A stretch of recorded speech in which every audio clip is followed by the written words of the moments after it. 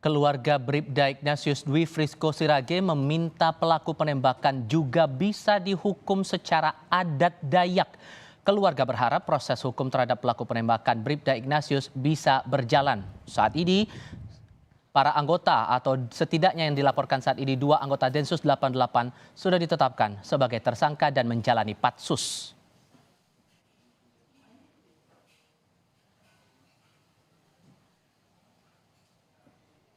Hukum adat kita harus jalankan karena ini kita berkaitan dengan adat itu untuk memfasilitasi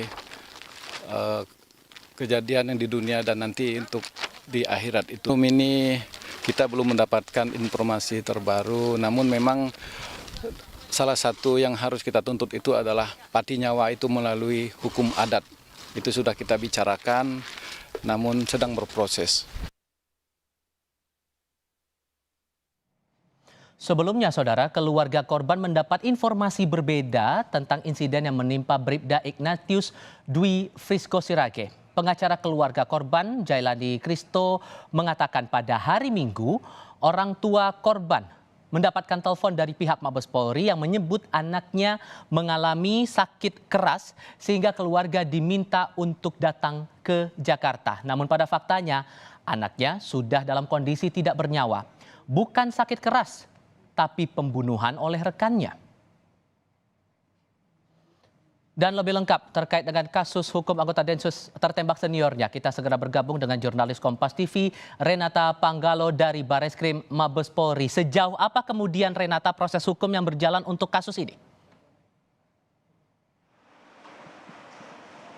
Ya, Tifal dan juga saudara, tadi kita sudah dengarkan sejumlah pernyataan yang sudah disampaikan, dan pada intinya memang polisi sudah menetapkan 2 tersangka, yakni senior dari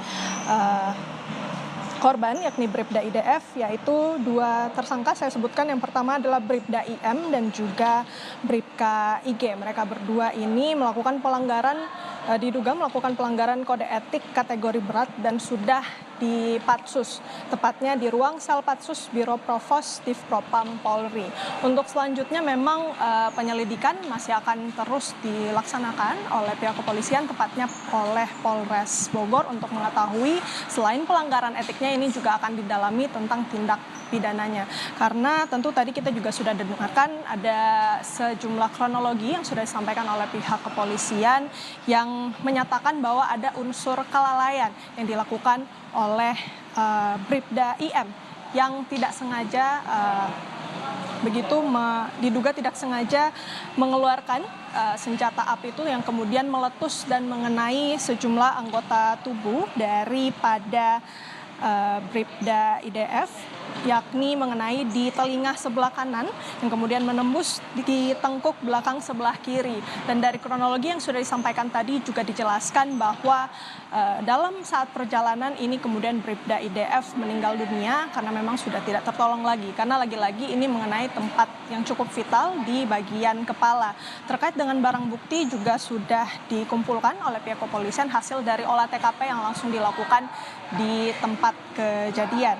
Misalnya ada rekaman CCTV dari rusun Akpol tersebut, kemudian juga 1 pucuk senjata api rakitan non-organik, kemudian 1 selongsong peluru, 1 buah proyektil, kemudian ada HP korban, HP saksi, dan juga HP pelaku. Sehingga masih kita gali lagi nantinya bagaimana kemudian prosesnya akan berjalan.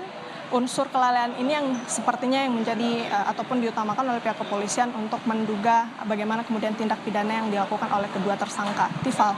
Secara bersamaan juga akan dilangsungkan proses etik terhadap keduanya. Renata Panggalo melaporkan langsung dari Bareskrim Mabes Polri, Jakarta Selatan.